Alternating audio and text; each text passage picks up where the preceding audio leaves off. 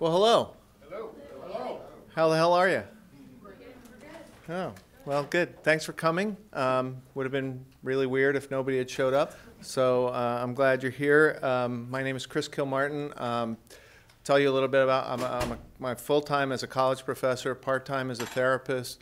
Done a lot of consulting around the happy topic of violence prevention.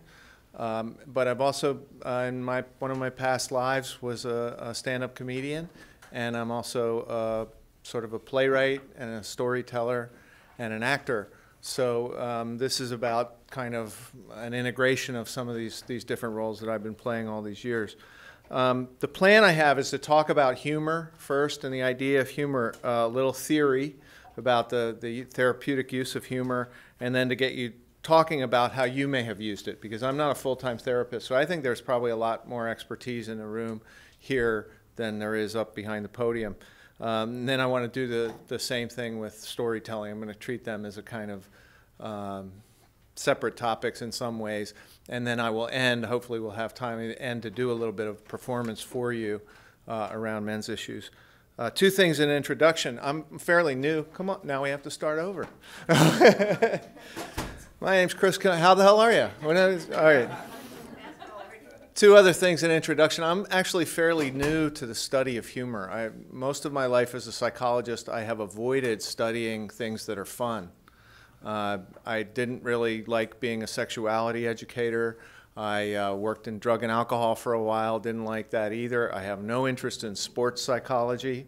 You know, Butch Harmon, who was Tiger Woods' coach for a while, he said, I have a sports psychologist. His name is Jack Daniels, and he meets me in the clubhouse after every round. Mark Twain said, analyzing humor is like dissecting a frog. Nobody's very interested in it, and the frog dies from it. So, so there's part of that.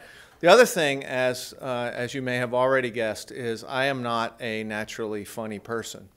And I say that because I think that people tend to think of being funny in the same way that Americans, anyway, think about mathematical skills, that there's something that you just are born with. You're good at math, or you're good at something. And I think there are some people who are naturals, but I'm certainly not. But I have kind of, you know, you can learn funny. Trust me on that.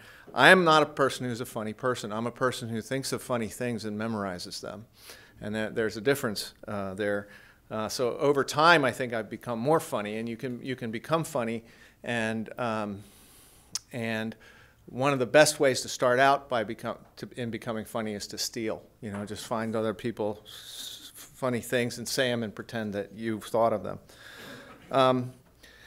One of the things that I say, and this doesn't really have to do with humor with clients, but I think is a really important thing with clients, one of the things with male clients, one of the things that men know about is about skills, and funny is a skill.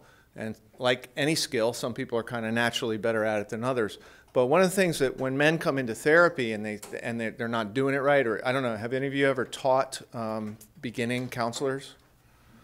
You know what that's like, and they think they're supposed to be really great at it because they're good people, and it's like starting up a 10-ton Mack truck, man, and they just are, you know, they don't have the skills to be good counselors. Some of them are naturals, and my experience is there's a very small percentage of people. So when men come into therapy, I mean, there's a skill in being a client, right? That one of the things that gets in the way of our doing psychotherapy is not having good quality clients, you know? So, and if we want a better prison system, we need a better class of prisoners, right? So one of the things that come in, and you're going to ask them to do all these things that, that Gary talked about this morning, and one of the things that I use this skill metaphor with them and say, like, remember the first time you tried to swing a golf club or play a chord on the guitar or sit in a room with a client or do any of those things? You weren't very good at them and they felt awkward at first. But if you stuck with them, then you got better at it. And in some cases, it just became kind of second nature. And when do we invest time and effort in learning a skill? When we value the outcome. So one of the things that we start to talk to clients about is, you know, you're not being a good client. They would have that feeling, but you know, you can do it better, and it's new to you, and be kind of forgiving of them for that kind of thing. And I'll forgive you for if you're not particularly funny, because I have great empathy for that. So the skill development metaphor is a good way of instilling hope in men who hold those kind of essentialist views that men are this way and women are this way and we can't change. This kind of hopelessness that reduces motivation to change. One of the things I ask my students, if you thought that nothing you could do, that no matter what you did, you would get the same grade on the next test, would you study? Like, of course not, right? So the problem with the hopelessness, and the hopelessness can be embedded in the masculinity, that the hopelessness reduces the motivation to make an effort. So anyway, quick theory stuff. What does humor do for us? Well, it opens an issue. We can talk about something new, facilitates an insight. I had a client once, he was breaking up with his wife, but he was still living with her. And he said, and then I came home the other night, and I had a talk with her, and it was a really pleasant talk. And then we had sex, and you know, I felt guilty about that. And I just looked at him and said, for having sex with your wife. You know, he got this like kind of half smile on his face, like, you know what, that is kind of crazy for me to feel guilty about that. Facilitate an insight, change your perspective, enlarge your perspective. How many of you are graduate students? All right, let me tell you a great story of a use of humor when I was a graduate student. I don't know what your program's like. The program that I went to, Virginia Commonwealth University, the Kmart of Education, was actually a pretty good program. We had 3 grades, A, B, and F. You know, and we called it a C, but it was really an F because you had to repeat the course, and if you got 2 of them, you were out of the program. Well, as graduate students, you don't like B's very much. You know, B's are, you know, you think of yourself as high achievers. So one of my still dear friends, graduate student, was we were getting toward the end of a course, and she knew that she was going to get a B. The writing was on the wall, pretty much, and she was lamenting that fact, and she was distraught about it. And this older student kind of overheard us, or overheard her, and said to her, well, you know what you call a graduate student that gets all B's?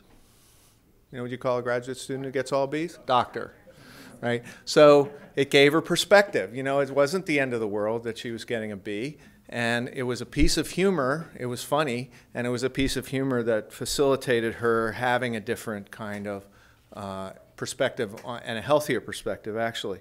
You can use humor to build an alliance. I read about this story about this therapist. He's treating this adolescent boy, one of those boys that Mark was just talking about who are experts at getting other people to hate them, right? And the guy comes in, and his mother has taken him to get therapy. He doesn't want to get therapy.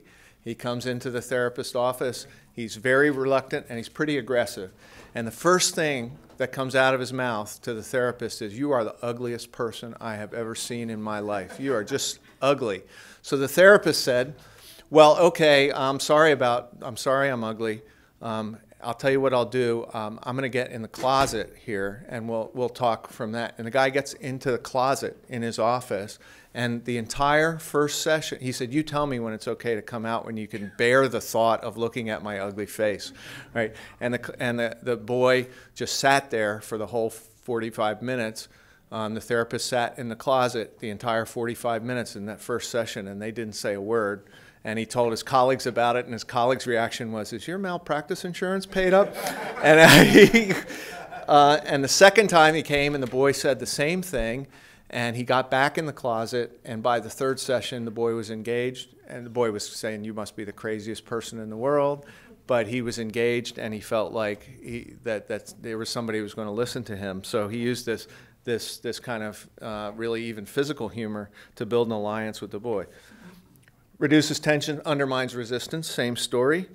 Helps you imagine the possibilities. One therapist talked about treating a woman who had cancer, and she said in one of her sessions that I don't want to make any long-term plans because I might be dead by this time next year. And the therapist looked at her and said, "Yeah, and you know, what if you lived another 40 years? Like, then you'd really be stuck, wouldn't you?" And so and that's very supportive humor, allows somebody to imagine the possibilities. And in fact, it was more likely that she was going to live another 40 years than she was going to die.